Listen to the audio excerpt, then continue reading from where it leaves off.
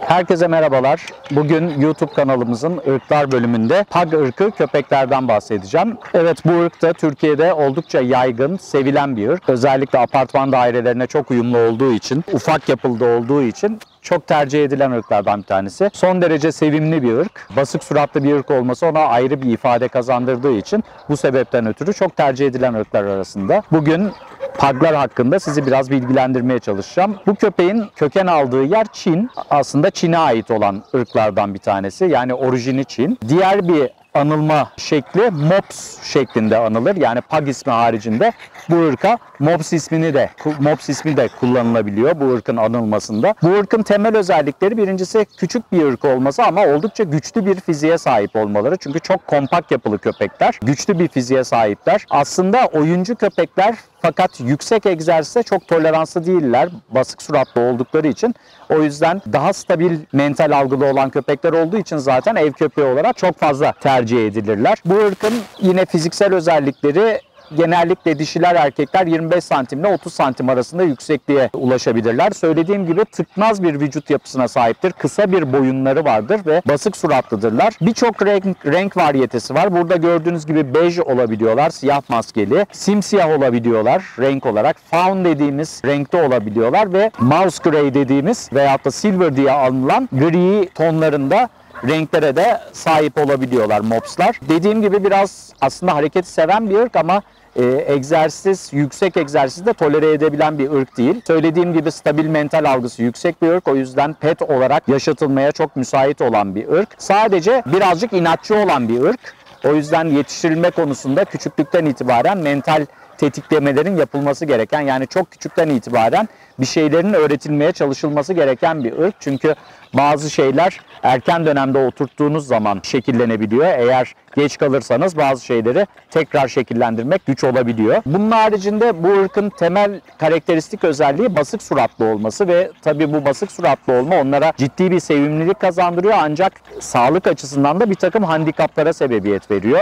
Basık suratlı olması ventilasyonunun, yani soluk alıp verişini birazcık zorlaştırıyor çünkü burun kanalları çok dar bir ırk. O yüzden özellikle sıcak havalarda egzersiz ederken gezintilerde çok dikkat edilmesi gerekiyor. Bu ırkın yine temel özelliklerinden bir tanesi özellikle belli bir yaşa geldikten sonra horlama, ciddi horlayan köpeklerdir. Bir de tabii ki beslenmesi çok iyi organize edilmesi gereken köpekler çünkü yine belli bir yaşın üstüne çıktıklarında bazal metabolizmaları yavaşladığında kilo almaya çok yatkın bir bünyeleri oluyor. Biraz sonra bahsedeceğim, bu ırkın bir takım hastalıklara yatkınlıkları var ve kilo da bu hastalıkları hızlı şekilde ortaya çıkması ve hayvanın yaşam kalitesini ciddi anlamda düşürebiliyor. Aslında kilo zaten her ırk için olumsuz bir şey. Her köpek ırkı için. Ama mopslarda biraz daha dikkatli olmak gerekiyor. Ve bu köpeklerde özellikle solunum yollarının rahat bırakılması çok önemli. Özellikle temel alışkanlıklarını ve komutlarını öğrendikten sonra genellikle harnesslarla, göğüs tasmalarıyla komuta edilmeleri ya da gezdirilmede göğüs tasması kullanılması çok daha doğru olacaktır. Solunum yollarını çok fazla baskı altında bırakmamak gerekiyor. Söylediğim gibi bu ırk aslında ortalamanın üzerinde eğitime yanıt verebilen bir ırk olmasına rağmen inatçı bir ırk olması bazen işleri zorlaştırabilir.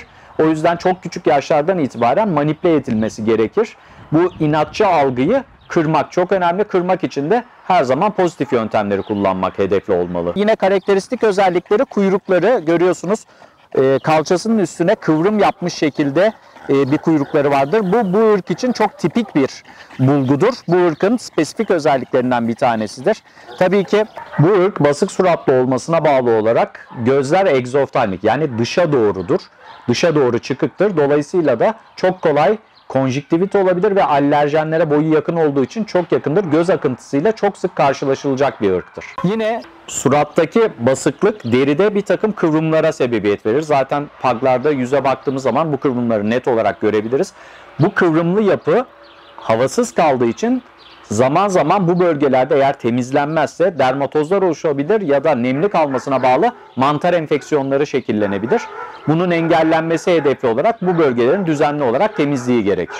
Yine bu ırkın tipik problemlerinden bir tanesi solunum yollarının darlığı, özellikle burun kanallarının darlığı ve bu ırka spesifik olan yumuşak damağın sarkmasına bağlı olarak horlama ve nefes alıp vermede güçlük çekme. Bunlar bir takım operasyonlarla düzeltilebiliyor. Daha doğrusu daha iyi hale getirilebiliyor ve hayvanın yaşam kalitesi yükseltilebiliyor. Yine bu ırkın dermatolojik problemlere yatkınlığı çok yüksek. Yani derisi hassas bir ırk. O yüzden beslenmesinde biraz dikkatli olmak gerekiyor. Alerjenlere karşı duyarlılığı çok yüksek. Gözleri dışa doğru olduğu için ve boyu kısa olduğu için alerjenlere çok yakın noktada. Buna bağlı olarak da çok fazla gözyaşı ve göz akıntısıyla karşı karşıya kalabiliyoruz. Özellikle konjüktivite yatkınlıkları çok yüksek. Dolayısıyla bu tip ırklara sahip olduğunuz zaman, küçük ırklar ve patlak gözlü ırklara, o çok sevilen arabanın camından kafa çıkartma olayını yaptırmamak gerekiyor. Çünkü çok kolay konjüktivit olabiliyorlar. Tozla temas ettiği zaman gözleri. Yine bu ırkın tipik rahatsızlıklarından biri kalp maalesef. Dolayısıyla biraz önce bahsettiğim işte o aşırı kilo alma, obezite, kalp hastalıklarının çok çabuk ortaya çıkmasına sebebiyet verebiliyor. Dolayısıyla şeye çok önem vermemiz gerekiyor. Beslenmesine çok dikkatli, dengeli bir diyet uygulamak gerekiyor. Bunun haricinde yine diğer küçük ırklarda da gözlemlediğimiz özellikle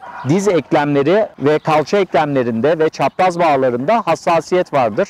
Ani kilo almalar, ani manevralar esnasında bir anda diz kapağının çıkması, çapraz bağların kopması gibi şeylerle karşı karşıya kalabiliyoruz. Ayrıca kalça eklemlerinin de genç yaşlardan itibaren ara ara röntgenlerinin alınıp herhangi bir kalça ve bacak uyluk kemik uyumsuzluğunun olup olmadığına bakılmasında fayda var. Yine bu ırkın morfolojik özelliğine bağlı olarak disk fıtıkları çok fazla gözlemleniyor. Bunda da yine karşımıza obezite çıkıyor. Obeziteye çok dikkat etmek gerekiyor. Köpeği obez hale getirmemek çok önemli. Beslenmesi çok önemli. Disk fıtıkları da ani kilo alımlarına bağlı olarak oluşabiliyor. Özellikle de servikal bölge, yani boyun bölgesinde disk fıtıklaşmaları bu hayvanların baş belalarından bir tanesi ve yine çok önemli biraz önce bahsettiğim şey kalp konusu. Bir pug 4-5 yaşını geçtikten sonra ara ara elektrokardiyografilerle kalp kontrollerinin yapılması, zaman zaman röntgenle kalpte büyüme olup olmadığının gözlemlenmesi gerekiyor. Bu ırkı çok fazla sıcak havalarda ağır egzersizler yaptırmamak, özellikle sıcakta bu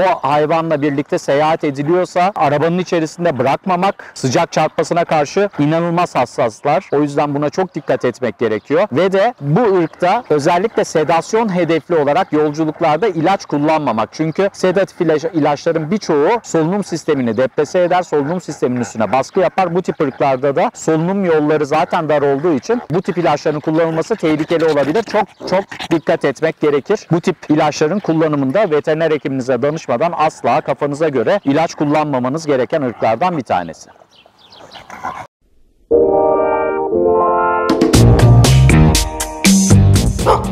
No.